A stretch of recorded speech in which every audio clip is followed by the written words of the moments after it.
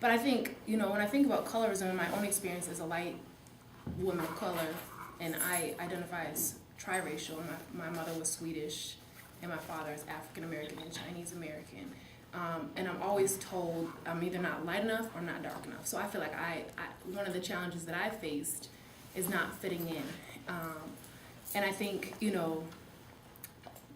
while we define colorism as a prejudice or discrimination against dark complected individuals, I think that sometimes light-skinned individuals also experience a lot of discrimination.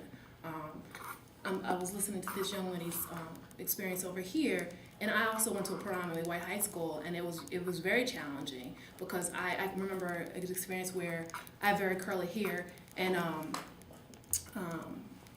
and because I guess I'm light-skinned, this woman thought I was white, but she was like, "Oh, you have little niglet curls," and I was like, "Whoa," and she was like, "Oh, I thought you were Italian," and as if it was okay if I was Italian to say something like that. You know what I mean? So I've definitely experienced some harsh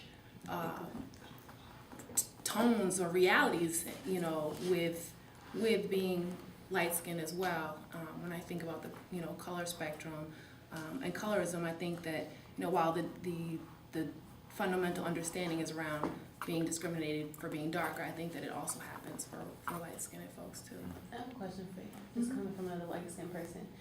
I find it hard to fit in with dark-skinned girls because they think that they know what my attitude's going to be like before I speak to them.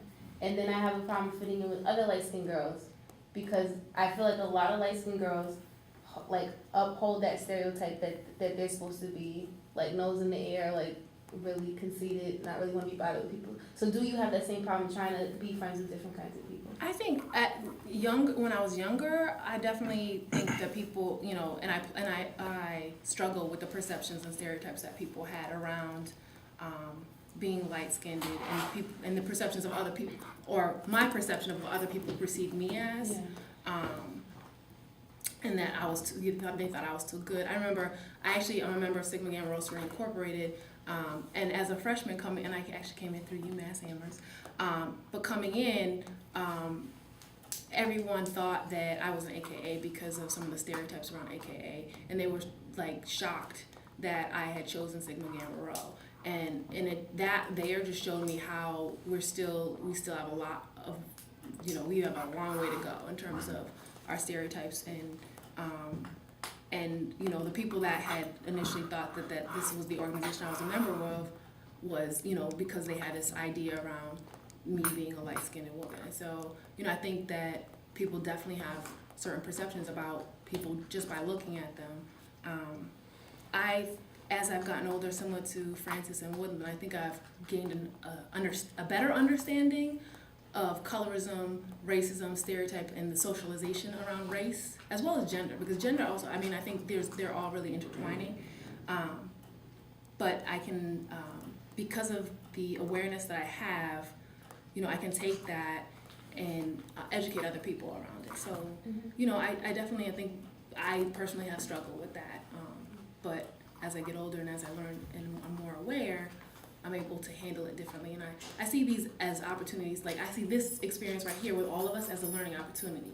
You know what I mean? We can all understand, maybe that each of us have different experiences, but those experiences are valued, and that, from that, I think that's a teachable moment or a learning lesson that that Shayna's experience is different than, Mo's experience, but that, once we gain a relationship and understanding, we're able to move forward from those things that we struggle with. So anyway, but it's not about me.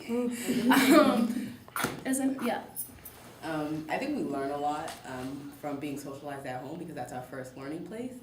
So for me, my dad is very dark-skinned, and so is my younger brother.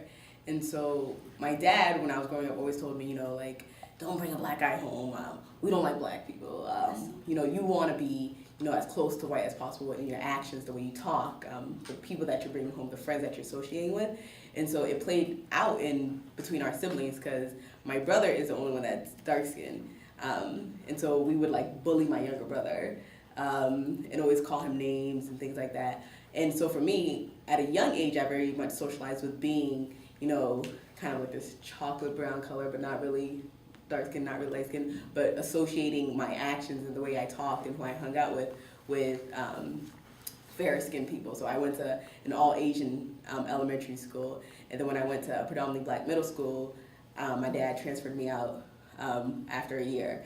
And so when I went to a predominantly white high school, those were all my friends. And so, you know, I lived in Dorchester for most of my high school years, and I had a very hard time associating myself with other black students because I had so socialized myself through my dad and through the people that I hung out with that I so much internalized, I act white, I talk white. And so, you know, like if other kids were playing outside in Mattapan, like I wasn't playing with them or I didn't want to do things with them because because I acted white and thus forth I need to hang out with only white people. And so I think a lot of that was internalized from my dad, who, you know, from a very young age always made me think that I should resent darker skinned people, including my own brother. So I think for me the turning point was really when my last couple of years in high school, when all of a sudden people started turning on Haitian students in my high school. And it was no longer, oh my gosh, Rose, you talk white, and you know we can still see you as a white person because you're educated at a, you know, college prep school. You know, you talk white, you act white. But now that doesn't matter anymore. You're Haitian and you belong with everybody else, and so we're going to antagonize you with everybody else as well. And that's where I was kind of like, oh wait, hold up. And so I think a lot of it is about being what we're socialized at home and what we're socializing younger students when we're talking to them or when we have younger brothers and sisters. Like I feel bad for when I bullied my younger brother. Now, I got a question. People that haven't I had went a to Boston chance School. to Just